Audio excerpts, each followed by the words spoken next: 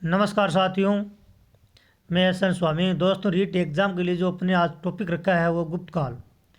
दोस्तों, गुप्त काल में से एक क्वेश्चन रीट में पक्का आएगा, ये फाइनल है। और नॉर्मल सा क्वेश्चन आएगा और वो भी अपन कई बार गलत करके आते हैं। तो दोस्तों, अपन देखते हैं आज 20 क्वेश्चन। पहला क्वेश्चन देखो, गुप्त वंश का संस्थापक कौन था? तो दोस्तों, गुप्त वंश का संस्थापक श्रीगुप्त और इसकी श्री ही उपाधि थी।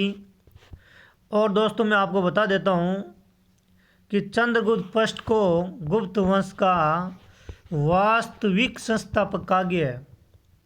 तो दोस्तों, आपको याद रखना है, गुप्त वंश का संस्थापक श्रीगुप्त और वास्तविक संस्थापक किसे कहा गया है?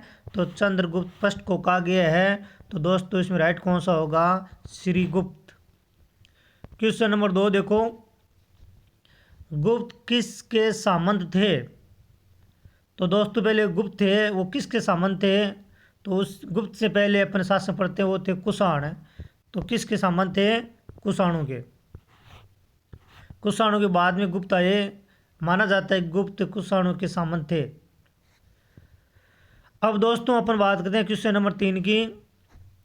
गुप्त वंश में किस शासक ने सर्वप्रथम महाधिराज की उपाधि धारण की? तो दोस्तों, महाधिराज की उपाधि धारण करने वाला था चंद्रगुप्त फर्स्ट। कौन था? चंद्रगुप्त फर्स्ट ने महाधिराज की उपाधि धारण की और समुद्रगुप्त ने कविराज की उपाधि धारण की थी। किसकी उपाधि? कविराज की। क्वेश्चन नंबर 4 लेते हैं दोस्तों अपन। गुप्त शासन के दौरान निम्न में से ऐसा व्यक्ति कौन था जो एक महाखगोल विज्ञानी और गणितज्ञ था? तो दोस्तों, वो था आर्यभट्ट। कौन था? आर्यभट्ट। क्वेश्चन नंबर 5 देखो, गुप्त शासकों की सरकारी या दरबारी भाषा थी? सरकारी या दरबारी भाषा थी दोस्तों? भाषा थी संस्कृत। कौन सी भाषा थी? संस्कृत।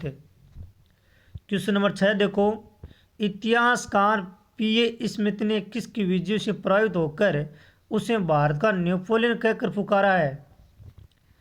तो भारत का नेपोलियन किसे कहा गया? तो मित्रों, गुप्त काल में भारत का नेपोलियन कहा गया है समुद्रगुप्त को। किसको कहा गया है? समुद्रगुप्त को। क्वेश्चन नंबर 7 देखो, गुप्त वंश का वह राजा कौन था जिसने हुणों को भारत पर आक्रमण करने से रोका था?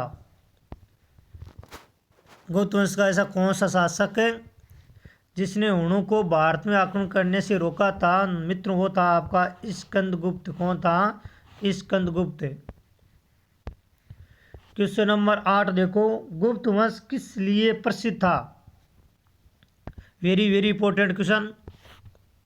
कला एवं स्थापत्य, साम्राज्यवाद, राजस्व भूमिकर, साहित्य कार्यों का संरक्षण है। तो मित्रों, राइट होगा कला एवं स्थापत्य। और गुप्त काल को स्वर्ण शासन काल भी कहा गया है। क्वेश्चन नंबर 9 देखो, अजंता कलाकृतियों किससे संबंधित है? अजंता कलाकृतियाँ किससे संबंधित है? तो मित्रों, गुप्त काल से संबंधित है। किससे संबंधित है? गुप्त काल में। और वहाँ पे जो चित्रण किया गया है वो किया गया है बौद्ध धर्म का। क्वेश्चन नंबर 10 देखो, कुछ विद्वानों के अनुसार कवि कालिदास किसके राजकवि थे? चंद्रगुप्त सेकंड के विक्रमादित्य के 9 रत्न थे दोस्तों। कितने रत्न है? 9 रत्न।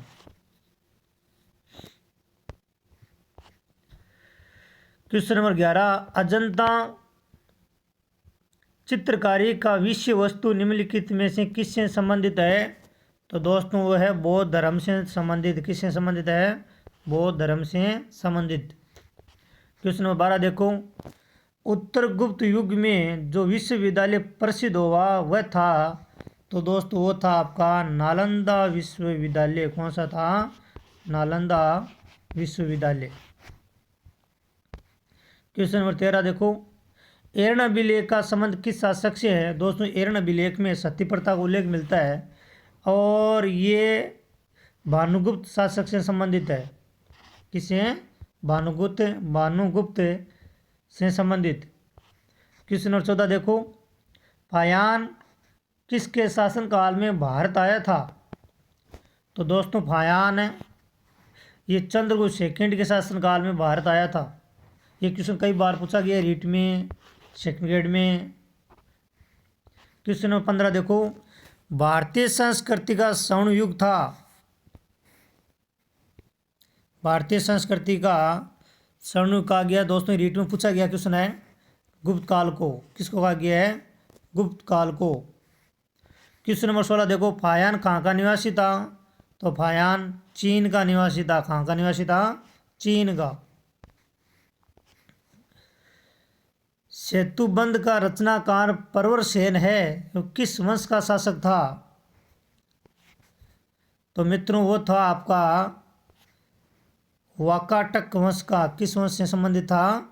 वाकाटक वंश से संबंधित। क्वेश्चन नंबर 18 देखो, किस गुप्तकालीन शासक को कविराज कहा गया? मित्रों कविराज कहा गया है समुद्रगुप्त को, क्योंकि इसने वीणा वादक नामक सिक्के चलाए थे। वीणा वादक नामक सिक्के किसने चलाए थे? तो समुद्रगुप्त ने। क्वेश्चन नंबर 19, स्कंदगुप्त को किस स्तंभ लेख में सक्रोपम कहा गया है? तो कोहोम स्तंभ लेख में कहा गया है। दोस्तों ये पड़ता है यूपी में, उत्तर प्रदेश में। कहाँ पे? उत्तर प्रदेश में गोरखपुर जिले में खोम स्तंभ लेख में स्कंदगुप्त को सक्रोपम कहा गया है। क्वेश्चन नंबर 20 लास्ट क्वेश्चन दोस्तों, श्रीलंका के राजा मेघवर्म ने किस स्थान पर भगवान बुद्ध का मंदिर बनाने के लिए समुद्रगुप्त से अनुमति मांगी थी? तो दोस्तों ये क्वेश्चन बहुत ही अच्छा क्वेश्चन है। और समुद्रगुप्त ने किस स्थान के लिए भगवान बुद्ध की मंदिर बनाने के लिए अनुमति मांगी? तो दोस्तों वो स्थान है बोध गया। कौन सा स्थान है? बोध गया। दोस्तों अगर वीडियो अच्छा लगा तो लाइक करना, शेयर भी करना, सब्सक्राइब भी करना। धन्यवाद दोस्तों।